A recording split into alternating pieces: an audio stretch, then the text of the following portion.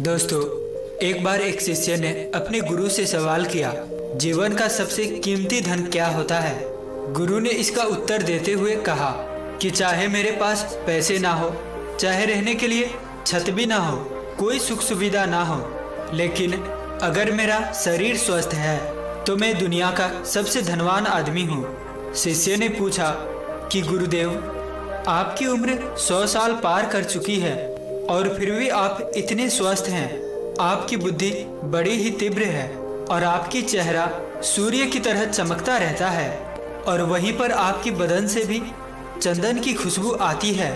शिष्य ने कहना जारी रखा कि गुरुदेव, मेरे मन में कई बार ये प्रश्न आया है कि आपसे मैं इसका रहस्य जानूं, लेकिन संकोचवश मैं आपसे पूछ नहीं पाता हूँ। कृपया करके आज मुझे वो साधारण से नियम बताने की कृपया करें जिससे पालन करके मैं भी आपकी तरह स्वस्थ और निरोगी रह सकूं। अगर आपकी बताई गई नियम आसान होंगे तो उसका पालन मेरे माता पिता भी करेंगे, क्योंकि वो बूढ़े हो चुके हैं और वो बहुत जटिल प्रक्रिया नहीं अपना पाएंगे। कृपया करके साधारण से तरीका बताएं ताकि कोई भी ग्रस्त आदमी, साधारण से साधारण आदमी इन नियमों को फॉलो कर सके। गुरुदेव ने कहना आरंभ किया और प्रथम स्थान पर उन्होंने बताया कि सबसे पहले तुम्हें पाचन तंत्र की क्रिया समझना होगा।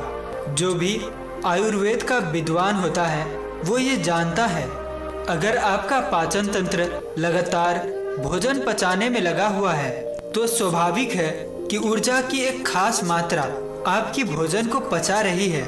इसी कारण ज्यादा भोजन करने के बावजूद आपका दिमाग और आपका शरीर अपने बेहतरीन स्तर पर काम नहीं कर पाता।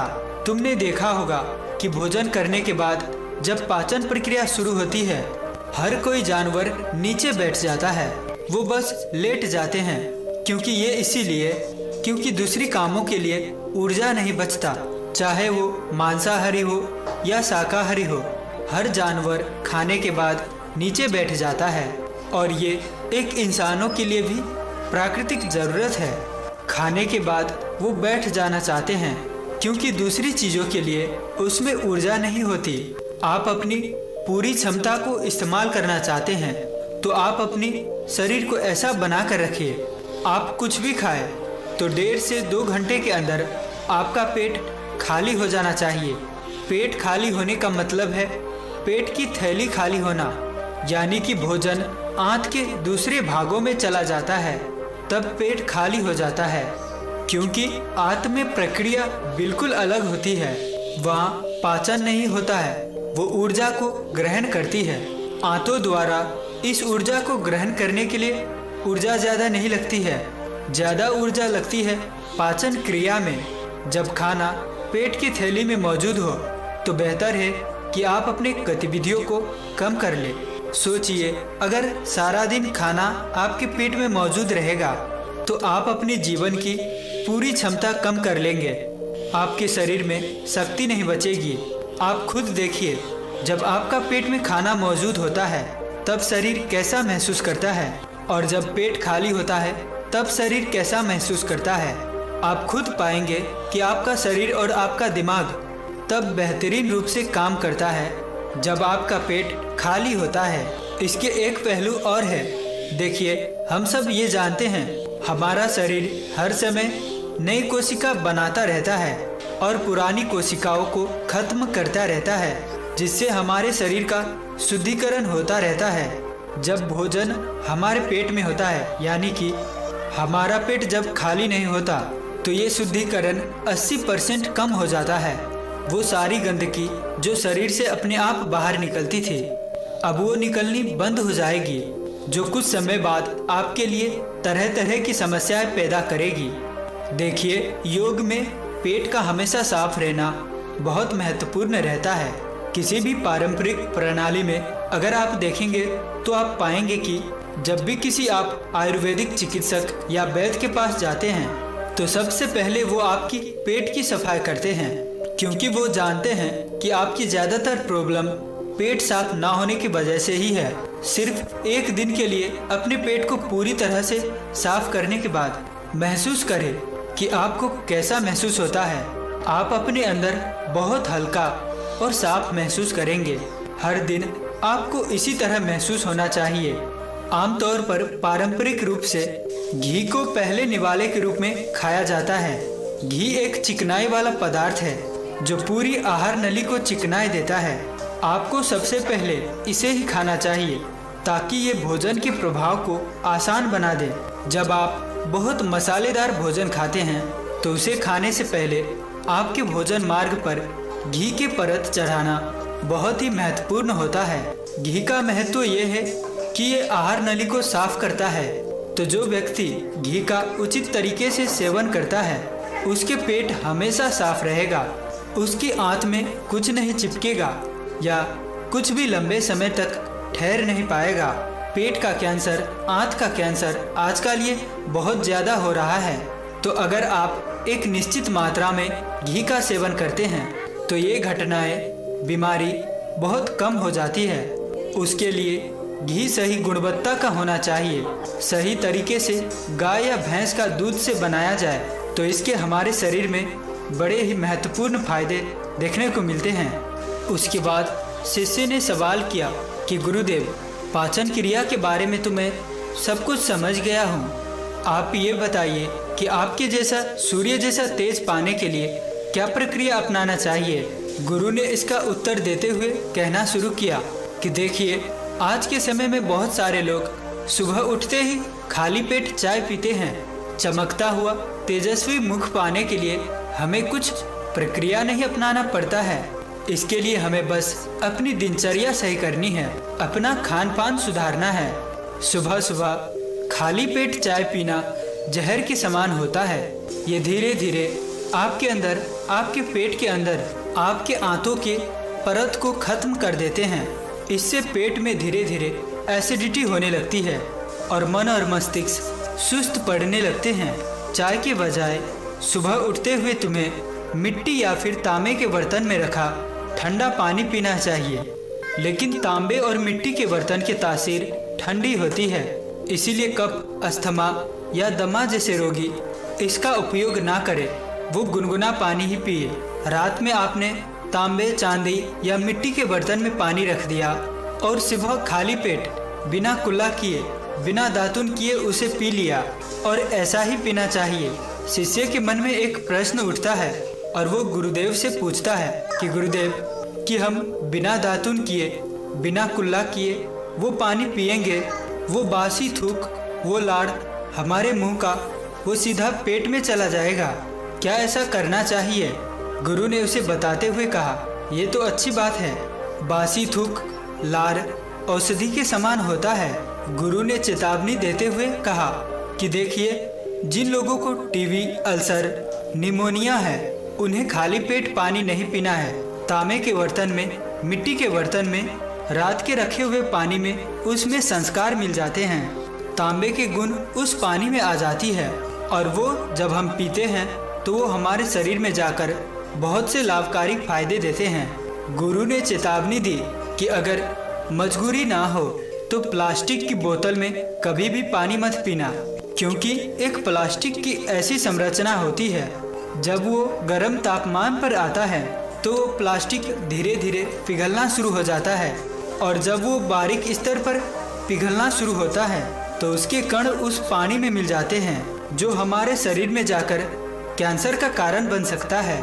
देखिए, ये पानी पीने के बाद आप अपना पेट अच्छे से खाली करने के बाद आप आंवला और फल फूल का रस पी सकते हैं। हाँ, पीने में ये कुछ लोगों को कड़वा लग सकता है, लेकिन जहाँ पर शरीर को इतने सारे फायदे हो रहे हो वहाँ पे थोड़ा कड़वापन तो बर्दाश्त किया जा सकता है। गुरु ने बताया कि ये भी सच्चाई है कि हर दिन एक जैसा खाना नहीं खाया जा सकता है। तो आंवला और फल फूल का रस ना पी सको उस दिन आपको दही खाना चाहिए।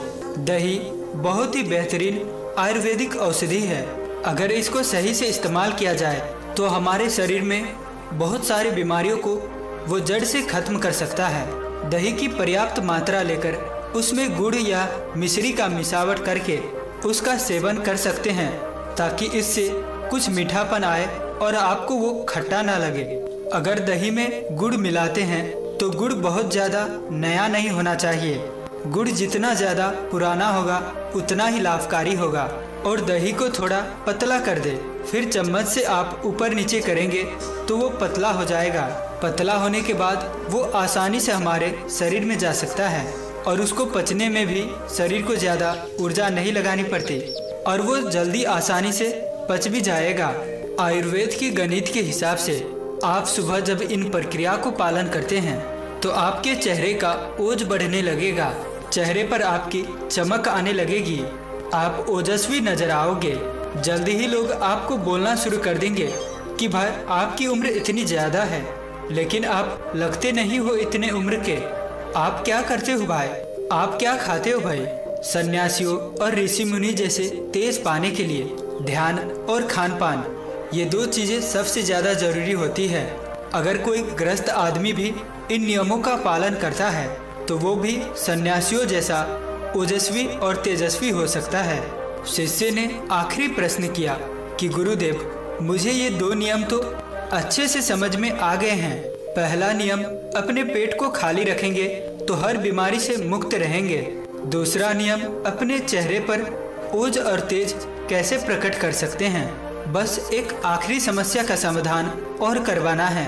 मैं आपसे पूछना चाहता हूँ कि जैसे जैसे आदमी की उम्र बीतता जाता है तो उसकी आंखों की और दिमाग की क्षमता कम होती चली जाती है, तो उस क्षमता को बरकरार बनाए रखने के लिए हमें किन नियमों का पालन करना होगा या फिर कौन सा खान पान अपने दैनिक जीवन में अपनाएं। गुरु ने खुद की तरफ इशारा करते हुए कहा कि जैसे जैसे उम्र बढ़ेगी वैसे वैसे बुद्धिमान होते जाओगे। बस मैं जो ये नियम बताने जा रहा हूँ उस नियम को ध्यान से सुन लो। जब इसे ठीक तरह से समझोगे तो सारी समस्या का हल हो जाएगा।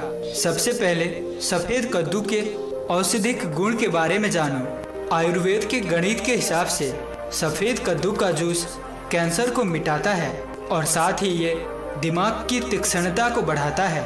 तीक्ष्णता यानी कि बुद्धत्व, जागरूकता, बारीक बुद्धि, दिमाग और आँखों को तेज करने के लिए अगला नियम जो बता रहा हूँ वो हर कोई कर सकता है। बच्चा, बूढ़ा, स्त्री, पुरुष, जवान, सभी, हर किसी को ये करना चाहिए। 5 छोटे छोटे बादाम के गिरे और 2 अखरोट रात को पानी में भिगो दो। सुबह उनके छिलके उतारो और उसे किसी पत्थर के खरल में उसे मथ ले। धीरे धीरे जब पीसने के बाद जब वो मसीना होने लगेगा उसमें थोड़ा दूध मिलाइए और दूध गाय का होना चाहिए। दिमाग के लिए इस्तेमाल करने को भैंस का या बकरी का भी कर सकते हैं, लेकिन गाय का दूध सबसे ज़्यादा महत्वपूर्ण और अच्छा होता है जब दिमाग की स्वास्थ्य के बारे में बात आती है। इन दोनों चीज़ों को अच्छे से गाय के दूध में पीसने के बाद इसको आप सुबह शाम सेवन करें।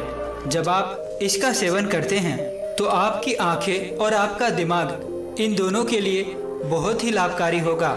जिन लोगों को जल्दी ही भूलने की समस्याएं होती हैं वो छोटी छोटी चीज़ें रख के भूल जाते हैं, और जो लोग दिमागी रूप से परेशान रहते हैं उसमें तनाव बना रहता है, वो चीज़ों के बारे में ज़्यादा सोचते रहते हैं।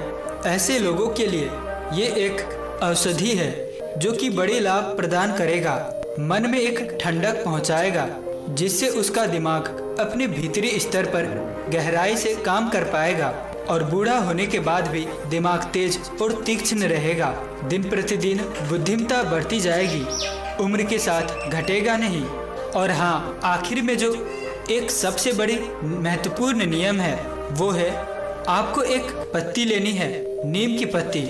नीम की पत्ती को आपको अच्छे से पीस लेना है और पीसकर नीम की छोटी छोटी गोली बना दे और उसी में हल्दी मिला दे और हल्दी को भी अच्छे से उसी में पीस दे। पीसकर जब हल्दी और नीम दोनों अच्छे से मिक्स हो जाए तो उसे छोटी छोटी गोली बनाकर रख ले और उसे हर रोज सुबह खाए, खाली पेट खाए। बच्चे, बूढ़े, स्त्री, पुरुष, हर कोई, सभी खा सकते हैं। इसका कोई साइड इफेक्ट नहीं है, कोई नुकसान नहीं है, फायदा ही फायदा है। हर रोज आप सभी को खाना है। इससे क्या होता है, जो हमारे पेट की गंदगी है उसे साफ और पाचन तंत्र को मजबूत बनाती है। जिससे हमारे शरीर में कोई भी बीमारी कभी भी नहीं होती है। इस एक पत्ती की सेवन करने से हमें जीवन भर स्वस्थ लाभ मिल सकता है और आप इसे अपने जीवन में, अपने लाइफ स्टाइल में जरूर फॉलो करें। तो दोस्तों, ये थी वो जानकारी जो आपके स्वास्थ्य पर बहुत ही महत्वपूर्ण जानकारी थी। तो उम्मीद है कि आपको इससे बहुत कुछ सीखने को मिला होगा। तो इसीलिए वीडियो को लाइक और नए हो तो चैनल को सब्सक्राइब कर देना और साथ ही अंत तक कहानी में बने रहने के लिए मैं किशन शर्मा आप सभी का दिल से बहुत बहुत धन्यवाद करता हूं।